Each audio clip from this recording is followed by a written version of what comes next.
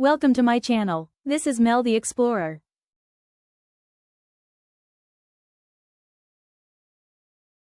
So you're thinking about applying for a U.S. tourist visa here in the Philippines. And let's be honest, it can feel like this huge, intimidating process, right? Especially with all the recent changes. Well, it really doesn't have to be. Today, we're going to demystify the entire journey. We'll break down the new system step by step so you have a clear, practical guide. All right, let's get into it. And look, let's just get this out of the way first. The anxiety is real. When YouTuber Yash Mitra was in line for his interview, this is what he saw. He noticed that it felt like nearly half the people around him were being turned away. That high rejection rate? Well, that's exactly why understanding this process and preparing the right way is so incredibly important. So, how do you build a successful application? Well, the very first step is actually understanding why so many don't succeed. Knowing the common pitfalls, the common mistakes, that's your absolute best defense. You have to remember, consular officers are basically trained detectives. Their main job is to figure out one thing. Are you going to come back to the Philippines? So any little hint that you might work illegally, or that you might overstay, or even that they're just not being honest or are reciting a memorized script, those are immediate red flags. Spotting those inconsistencies is literally their job. Okay, so knowing the pitfalls is one thing, but you also have to actually navigate the process itself.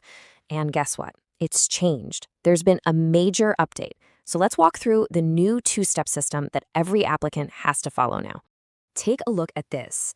This building represents a really critical change in the process. Your visa journey no longer starts at the U.S. Embassy. Nope. It now begins right here at this brand new Visa Application Center, or what they call the VAC. This is a crucial new first step. So what is this place?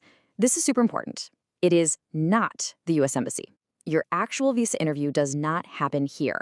Think of it more like a prep station. It's a separate place run by a contractor, and its only purpose is to take care of the logistics. They collect your photo and your fingerprints before you ever get to the embassy. So let's break it down really simply. You now have two completely separate appointments that you have to schedule and go to. First, you go to the VAC to get your biometrics done. Then, and only after you've done that, you go to your second appointment for the actual interview at the U.S. Embassy. 2 steps.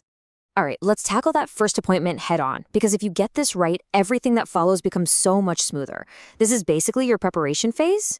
Okay, this is where people can get stressed, but honestly, it's super simple.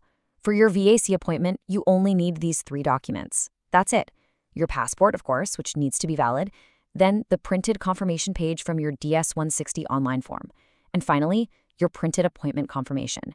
Seriously, don't show up with a giant folder of documents here. Save that for later. And just so you can plan your day, here's where you'll find it. The new VAC is located at the Parco building right along Macapagal Boulevard in Asiana City, Parañaque. Knowing the exact spot just helps you plan everything and show up on time completely stress-free. Now, before you can even book any of this, you do have to pay the application fee. Right now, the fee for a B1/B2 visitor visa, which is the one for tourism or short business trips, is $185 US. All right, so you've done your biometrics at the VAC. Now it's time for the main event, the actual interview at the U.S. Embassy. This is it. This is where your communication, your honesty, and your mindset become absolutely everything. And here's some of the most important advice we can give you. Be so careful of so-called consultants who try to sell you scripted answers to memorize for your interview. This is, without a doubt, a huge trap. Consular officers hear these same robotic answers all day, every day. They can smell a scripted answer a mile away, and it's a massive red flag. I mean, just look at this example. A consultant might tell a student to say something very generic and rehearsed, like, the U.S. focuses on theoretical and practical education. It just sounds fake. What the officer actually wants to hear is your story. Why do you want to go? Your own specific, personal, and honest reasons are 1,000 times more powerful than any script they could sell you. And really, it all comes down to this. This quote just nails it.